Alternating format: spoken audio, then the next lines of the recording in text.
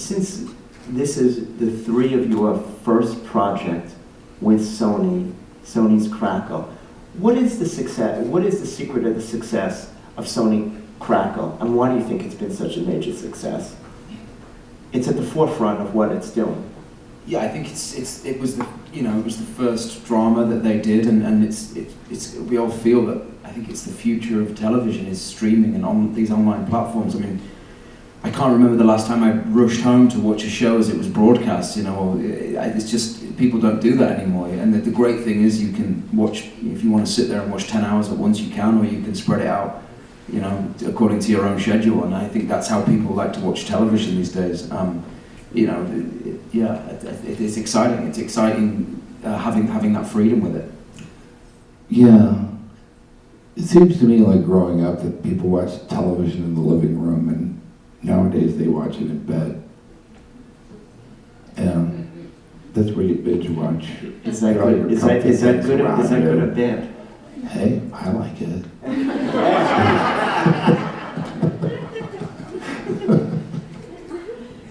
And Cary, tell us. I think we've seen now, in the last decade or more, television is now back in a golden age. When it was 20 years ago, a lot of actors in film poo-pooed the idea of doing TV. And I think it was Glenn Close was the first person when she did that show, Damages, right? And all bets were off, because everyone was like, oh my God, Glenn Close is doing TV, what? Right? Because she's amazing.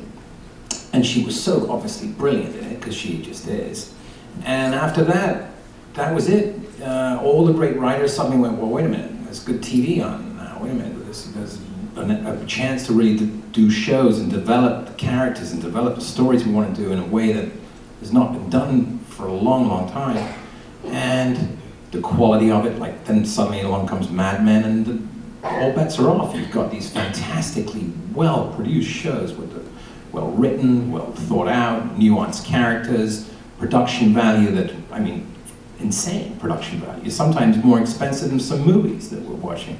And people are like, you look at the quality of some of the films that are out there, it's, as Dennis once said, it's like the 70s all over again. All these great filmmakers now moving to television and reinventing television in a way that it was like back in the 70s when we had, Coppola and Scorsese and De Palma and all those guys. And what has happened, I mean, it's kind of been a long time coming, ever since like the aughts, really, that the studios have been moving more and more, after the corporatization of the studios, been moving more and more towards, pleasing their stockholders rather than make the original guys who started making movies in the studios. And so studios used to maybe do maybe 40 films a year each, so you'd have like 120 films maybe out there. Now they're down to making maybe 8 to 12 or something like that. And they all have to be just about $200 million, otherwise forget it, we're not interested. It's much harder to get a $20 million movie made now than it is a $200 million movie.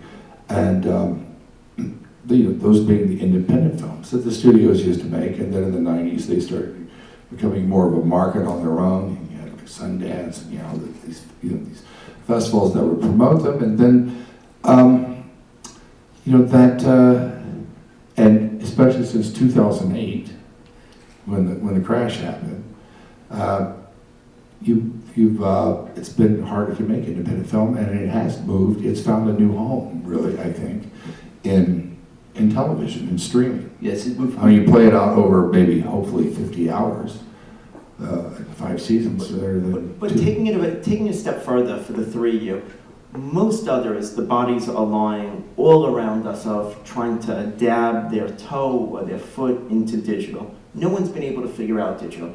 However, Sony Crackle has been extraordinarily successful in this space with one show after another, and especially the art of more. What do you think that they are doing differently and so well compared to... Well, it's free. Everybody loves free. But still, there's been other free stuff out there. But it's nothing like this. Well, then they have obviously they want to expand their library, they want to expand all their original programming as well. And as Christian said, we were the first drama they picked, and thank God we found Chuck and with this terrific show. But yeah, it's free, it's easy to access, you don't even have to, I think you have to give them your email and that's it. I mean, it's really that simple. I logged on my phone when I first found out about it. It took me all of 20 seconds to start watching a movie. It's fantastic. Now we have a thing which is called always on. So when you go to it, it's like you can just click, and it's like you were with networks. Like you're so used to turning on the television's just on. It's something's on TV. Then you can go from there, and so it's just kind of like pushing it all the time to try different things. It's a different business model.